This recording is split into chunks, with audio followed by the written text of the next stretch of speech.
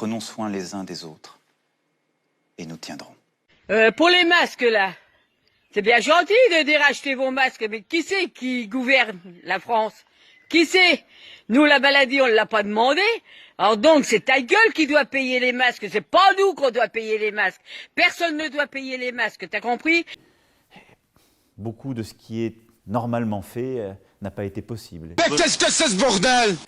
Et même si le maximum a été fait... Ah non, non, non, non. Ah, texto de Sibatendia et elle demande si on pourrait pas interdire les appels masqués et du coup récupérer les masques pour les soignants.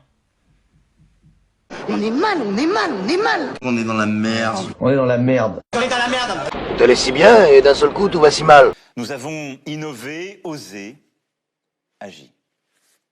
Au plus près du terrain, beaucoup de solutions ont été trouvées. Parle pas de ce que tu connais pas.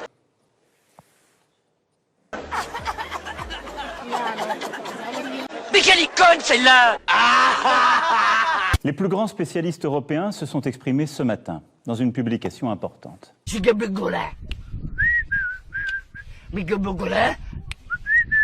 Prudence, parce qu'on n'a pas envie de revenir en arrière. Donc on va surveiller chaque jour l'évolution de l'épidémie.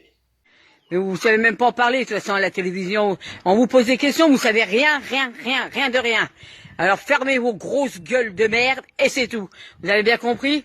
Ouais, faut plus sortir, après faut sortir, après faut plus sortir. Alors faut savoir ce que tu veux aussi, hein. Tu nous mets dans le flou, dans le brouillard, Manu. Tu vas gonfler, gros. Tu vas gonfler. Là, t'es en train de nous casser les couilles, vieux machin, là. Ensemble, unis, nous surmonterons cette épreuve. Macron, c'est un pantin, Macron. C'est ça la réalité. Je te dis enculé. Non. Je t'insulte. Allez vous faire enculer. Les Françaises et les Français, ils veulent une bonne journée.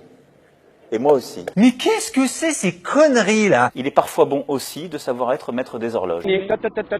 Alors certains ne le voient pas, ou ne veulent pas le voir. Certains peuvent désespérer, mais le printemps revient. Mais il est déjà gros dans l'hiver. Il est déjà là. Je trouve qu'on nous prend un peu trop souvent pour des cons en ce moment, hein. Je vous dis non. Et je veux ce soir vous remercier très chaleureusement pour ce dévouement et vous dire toute ma reconnaissance. Pourquoi sont-ils corrompus? Putain! Éducation de merde! Nous ressentons tous en ce moment la peur, l'angoisse pour nos parents, pour nous-mêmes, face à ce virus redoutable, invisible, imprévisible. Étions-nous préparés à cette crise? À l'évidence, pas assez. Nous avons manqué de blouses, de gants, de gel hydroalcoolique. Nous n'avons pas pu distribuer autant de masques que nous l'aurions voulu. C'est une situation intolérable. Les commandes sont désormais passées. Ces mensonges me restent en travers de la gorge depuis bien trop longtemps. Fini les mensonges, maintenant je dis stop. Faut prendre une décision, Monsieur le Président. Le confinement doit encore se poursuivre jusqu'au lundi 11 mai. C'est moins grave qu'on aurait pu croire. Nous allons devoir inciter les Français à travailler plus longtemps. Mes bons amis, travaillez plus longtemps. Il faut dire aux Français que nous allons travailler plus longtemps. Mes bons amis, travaillez plus longtemps. On va devoir travailler plus longtemps. Car ce que nous engageons, c'est la fin de la liberté. Longtemps je t'ai gardé comme une perle rare.